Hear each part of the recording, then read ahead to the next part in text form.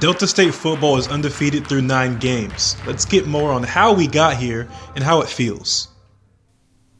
It feels really good. I took a little time the other night in the locker room just by myself and just kind of sat there for a little bit and just smiled. But like you said, I mean, it's on to the next one now, and we can't worry about that.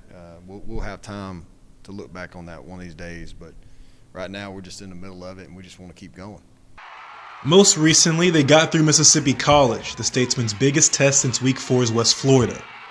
I mean, it was a little hectic at times, but nobody really ever flinched. Nobody really just panicked. One Heritage Bell Classic later.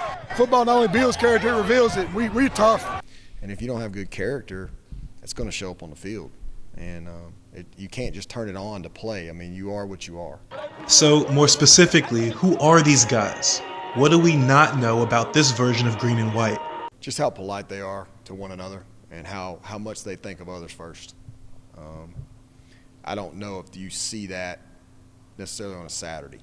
I think that's the thing that I'll just be honest, Marvin, when I'm around these guys, that's when I'm at my most calm time right now.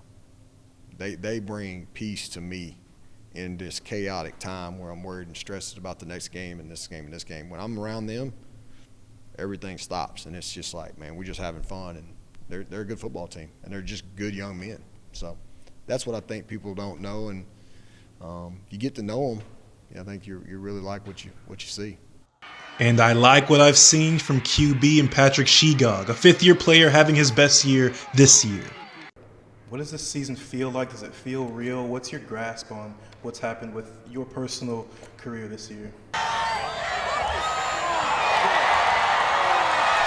It doesn't feel real, but I'm just happy to be here, happy to be a part of this team. What was it like seeing, including yourself, 3 guys competing for a job in your veteran era as a statesman? What was that like, and how'd you handle it? What made it easier is the guys that I was competing with, they're all good guys, and that just made it easier. I love those guys, but yeah, competition made me better, made them better, and made the team better. The relationship between Seven and Cooley, that's battle-tested too. That I think there's just mutual love. I love him. I love him as a player. I love him as a person, number one. He's a great person, great human being. I've literally cried on his shoulder more times than I want to admit. But yeah, I love him. Appreciate everything that he's done for me. Winning on his birthday weekend, that tweet, can you just expound to something that you still coach with from him?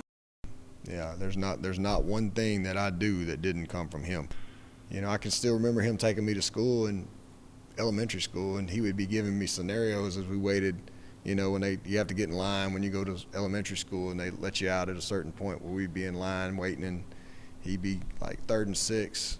You're down by 4. What are you going to run? And, luckily before he passed, he was here to see our first conference title.